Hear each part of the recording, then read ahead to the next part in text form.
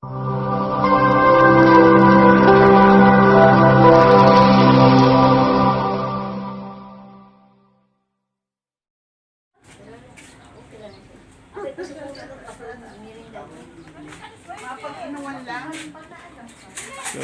ayan, magandang hapon po mga kaibigan.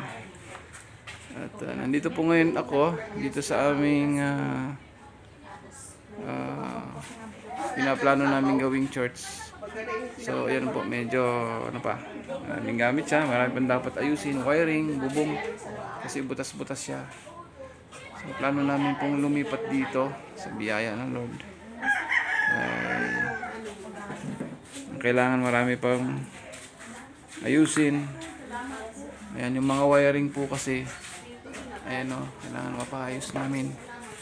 So kami po ay kumakatok sa inyong puso na kung saan ay makatulong sa gawain ng Panginoon. Ayan o, marami pong tambak pang gamit, pero madali lang po yan pag meron na talaga tayong kaming budget.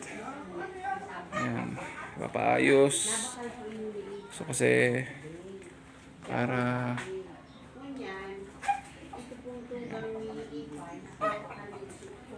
ayan, ito yung tsura ng gawain ng lugar na ito. Okay pa naman po, mga good lumber po yung nasa taas na yan. So ang plano namin ni Mrs. ilipat na po dito yung gawain.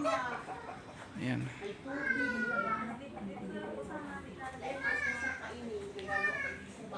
Ayan, so kailangan po namin ng budget kung saan ay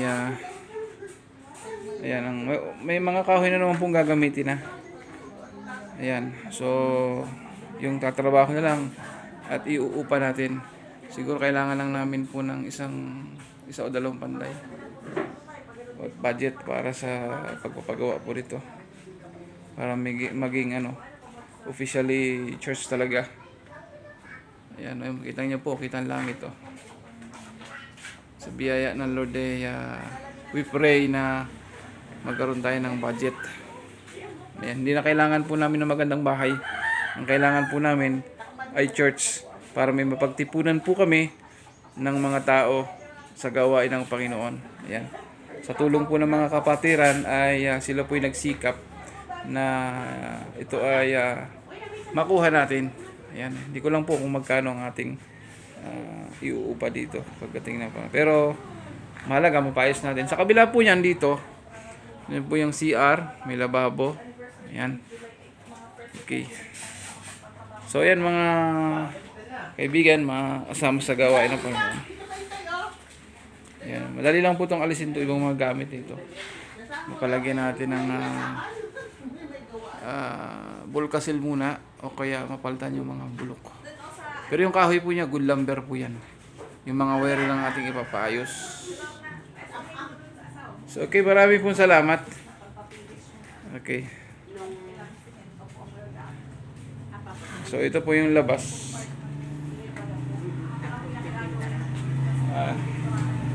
Ito yung labas. Yung katatapos lang po ng aming Bible study. Ayan po si Ate Bating, Sister Bating, si Nanay Dolores. Ayan. Ayan, baka sakali tayo ay